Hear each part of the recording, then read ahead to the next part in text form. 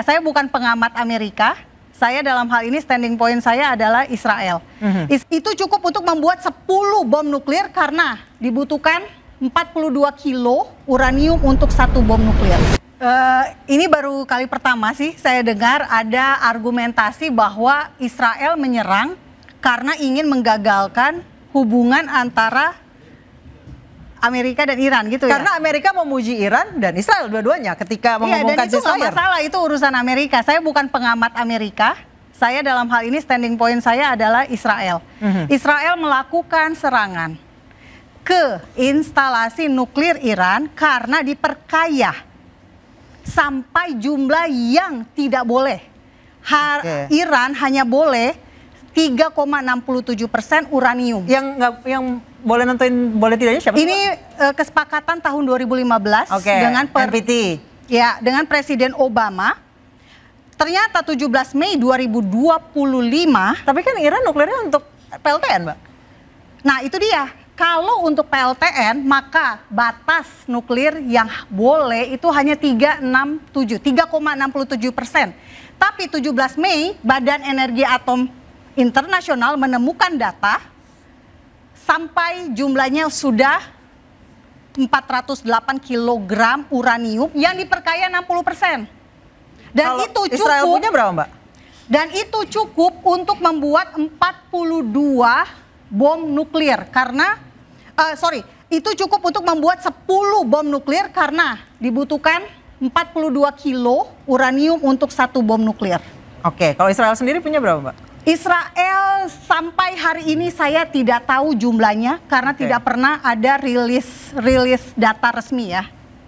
Oke, Mas Hussein silakan. Punya data nuklir Israel nggak? Kalau Iran tuh memang salah satu negara yang cukup terbuka dengan nuklirnya. Bahkan India, Pakistan justru nggak pernah terbuka. Justru kebalik, tidak terbuka. Silakan, Mas Hussein. Sebetulnya kalau kita bicara data spesifik itu nggak perlu juga. Tapi yang pasti banyak indikasi yang mengarah pada kepemilikan Israel terhadap tapi punya kan pasti gini tahun 1980-an atau 60-an saya kurang ingat ya, kampus pertama yang didirikan di Israel itu Hebrew University kalau nggak salah, itu didirikan oleh siapa namanya, Einstein. Dan diantara salah satu jurusan pertamanya itu adalah nuklir. Jurusan nuklir untuk apa gitu loh. Dan itu kampus, termasuk kampus tertua di Timur Tengah, bahkan yang pertama yang ada di situ spesialisasi pembuatan nuklir. Jadi kalau sekarang Israel, dan sebetulnya sih nggak ada juga sih yang meragukan kepemilikan Israel terhadap nuklir, itu sesuatu hal yang sangat aneh aja sebetulnya. Indikasi menunjukkan ya Israel pasti punya nuklir, dan nggak mungkin juga dia dengan backup dari Amerika dan negara-negara Eropanya ya tidak memiliki senjata untuk menjaga dominasi mereka di wilayah itu.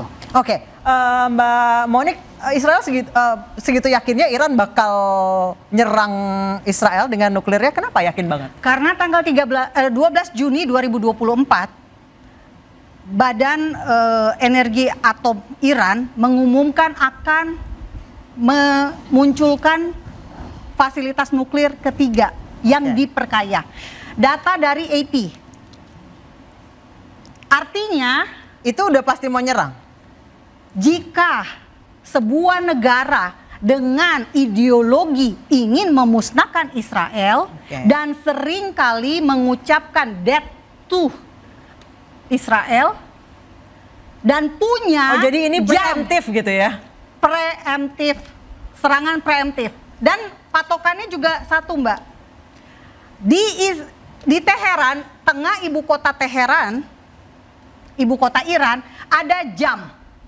Jamnya ini menunjukkan detik-detik untuk kehancuran Israel. Oke, Mas Nanto silahkan ditanggapi. Ya, pertama yang menarik adalah Israel begitu peduli dengan nuklir Iran, sementara Israel bukan anggota NPT. Ya, tidak meratifikasi itu. Bukan anggota NPT, mengomentari NPT dari seorang pengamat Israel yang lebih tahu tentang nuklir Iran. Ketika ditanya nuklir Israel malah tidak tahu data spesifiknya. Itu satu. Sebentar, saya ngomong dulu, lanjut. Yang kedua, ketika ada sebuah instalasi nuklir yang dianggap tidak patuh, IAEA, Badan Energi Atom sudah punya prosedur, bukan dibom. Dibom itu membahayakan. Tidak ada dalam logika yang paling sederhana, ya kan, pabrik petasan dilimpari api. Nggak usah jauh-jauh ke Iran, Bu. Kita punya laboratorium nuklir di Serpong. Nggak usah dibom, bocor aja, panik setangsel se-Jakarta. Ini dibom. Dunia mau kemana, Bu? Dan kemudian Israel bilang, kami melindungi diri kami. Melindungi diri kami, kawasan tidak diperhatikan. Aneh ini. Logikanya nggak ketemu. Saya sebagai peneliti bingung gitu loh. Kalau persoalan bagaimana Iran mengembangkan nuklir, pada awalnya Iran itu banyak mendapat fasilitas itu saat didukung negara barat. Pada era Pahlavi. Tahun 55 sampai 79 ya? Sampai 79. Ukurannya apa? Iran punya pesawat F-14. Yang punya siapa selain Amerika? Ya Iran. The one of the best allies. Suddenly berubah tuh. Instalasi yang lama masih ada. Terjadi negosiasi. Gitu. Walaupun Iran diblokade sampai kemudian pada peralatan militer terjadi kanibalisasi dan seterusnya.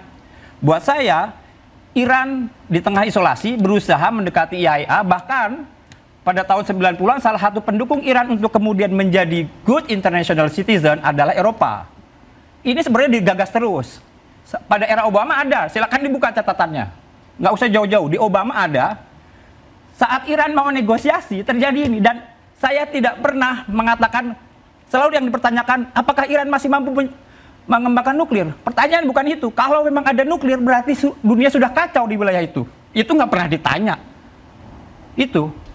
Baik, saya ke Pak Iskandar. Pak Iskandar, tadi Mbak Monik menyebutkan yang dilakukan Israel adalah preemptif. Supaya tidak diserang duluan. Itu dalam militer benar nggak? Ini perdebatan ini menarik. Di mana saja perdebatan ini sangat menarik. Namun saya mau menyampaikan di sini beberapa poin. Ya, pertama, tadi ada disinggung NPT. It's okay, Badan Controlling Atom itu ya. Jadi begini, saya mau bicarakan satu sejarah. Ya, di dunia ini negara yang benar-benar boleh memiliki nuklir, ya kita udah tahu semua lah ya, Amerika, Rusia, Cina, Inggris, ya, Prancis. It's okay. Yang tadi disampaikan yang sudah diperdebatkan itu di situ ada Israel, di situ ada Iran dan India, Pakistan. Itu yang 4 lagi itu tidak tanda petik. Diduga memiliki nuklir namun tidak terdaftar secara resmi. Karena apa? Di situ ada, ini saya bicara secara komprehensif dulu ya, dari atas dulu. Ini harusnya diakui dulu. Saya tidak memihak si A si B, saya berbicara di tengah-tengah. Ini harusnya diakui dulu. Kenapa? Nuklir is very very danger, ya, very very danger. Kenapa saya katakan begitu?